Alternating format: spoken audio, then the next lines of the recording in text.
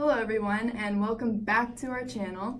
So if you've never seen our videos before, we are two social psychologists who relate social psychological concepts to the best show to ever air on TV. That's right, Game of Thrones. Now, if you are a part of the 1% of the population who has never seen Game of Thrones, don't worry because we will be explaining the clips as we go along. Today we're going to be discussing the concept of obedience. Obedience is a form of social influence where an individual acts in response to a direct order from another individual, who is usually an authority figure. And it is assumed that without such a command, the person would not normally behave this way. So obedience can be seen all throughout the Game of Thrones series. Let's take a look at our first example. Sir Ilyn, bring me his head.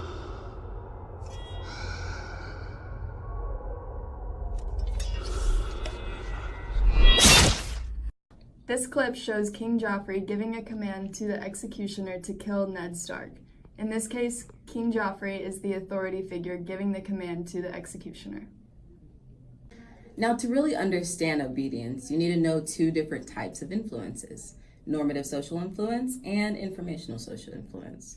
First, let's start with normative social influence. This is doing something in order to be liked or accepted by a certain group. Such as this wild scene.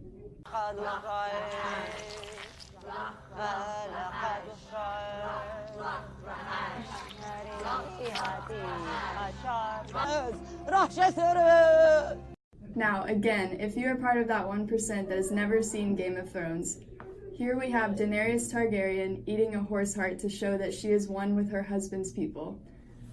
This is doing something such as eating a horse heart to be liked or accepted by a group of people, in this case, the Dothraki. Next, let's dive into informational social influence. This is when someone alters their behavior in order to be correct or to be like someone else because they think they are right. What? You need an example? Okay, here you go. Clean the table.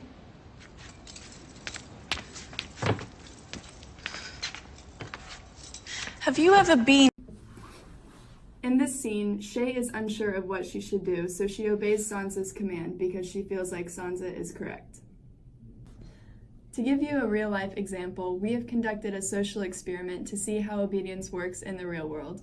We will be going undercover and conducting a social experiment here at Texas A&M University here in Corpus Christi. We will be analyzing the extent to which students obey based on who it is giving them the command. So first, I will be going undercover as a fellow student, telling another student that they cannot park in a certain parking spot. Then I will be acting as a police officer, and I will tell a student that they're not allowed to park there. We want to see if people are more likely to obey an authority figure rather than someone of the same status. Exactly. Therefore, our hypothesis is that if the student believes it is an authority figure giving them the command, that they will obey it. Let's get started.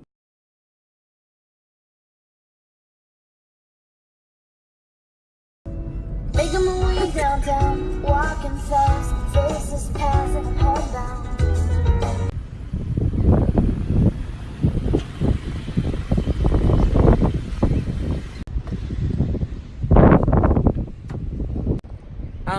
Excuse me, ma'am, but you can't park here. Why?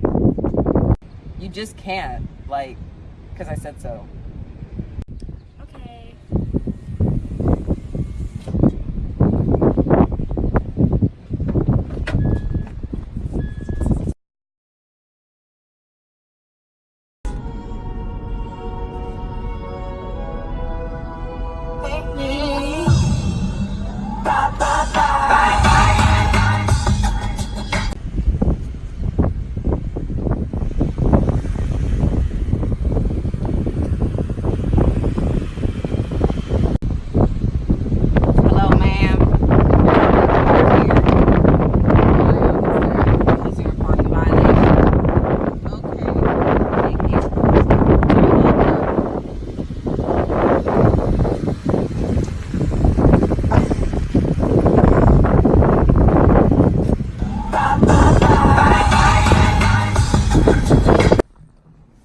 This experiment has shown us just how different normative and informational social influence can be.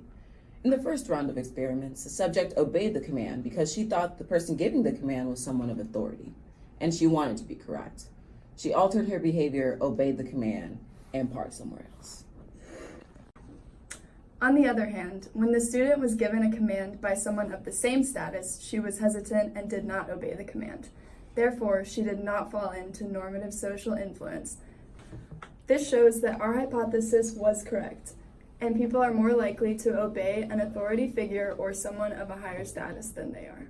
Thank you guys for watching. Make sure you like and subscribe right here. Tune in next week. We'll be talking about cognitive dissonance.